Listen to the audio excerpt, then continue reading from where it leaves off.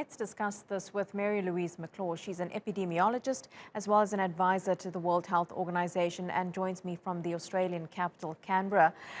Prof, what are your thoughts on what seems to be the spat between the EU and the UK over this AstraZeneca vaccine?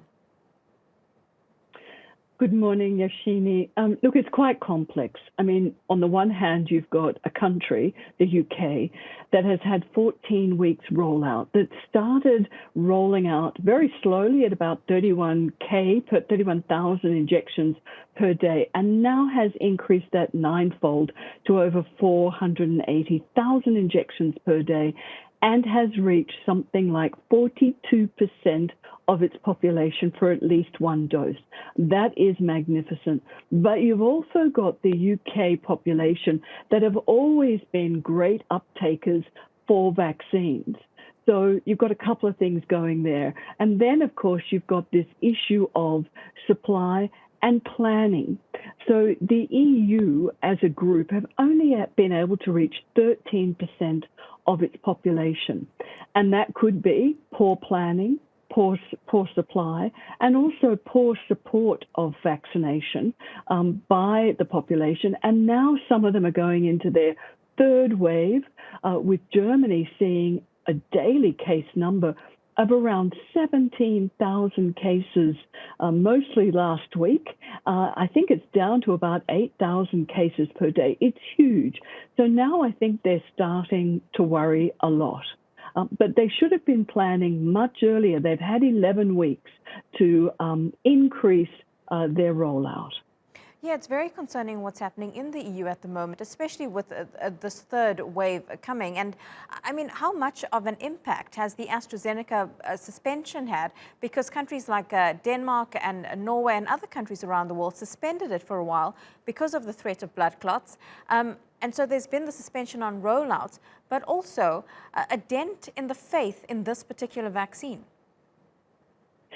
Absolutely, Yashini. Look, those clots never reached the number that you would expect, background number in the general population. It was always really, really rare.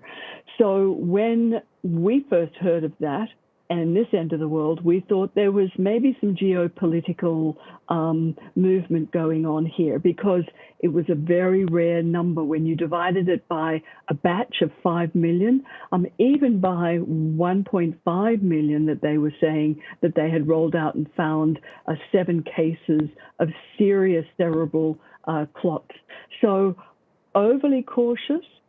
So I don't know what was going on there, but now what they have to do is live with that, because initially there's a group called YouGov, and they did a survey of about 4 EU countries.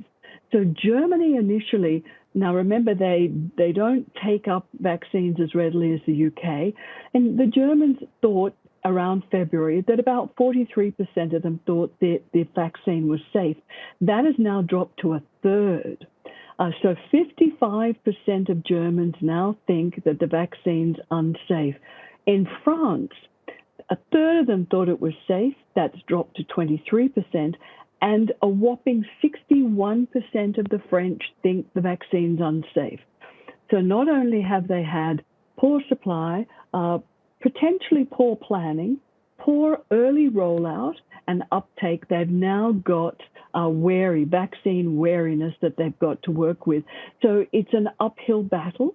However, they may be able to improve uptake, because most Europeans don't like the idea of stay-home orders, which have worked well when the numbers have increased, when that second wave has happened in, say, the Asia-Pacific area.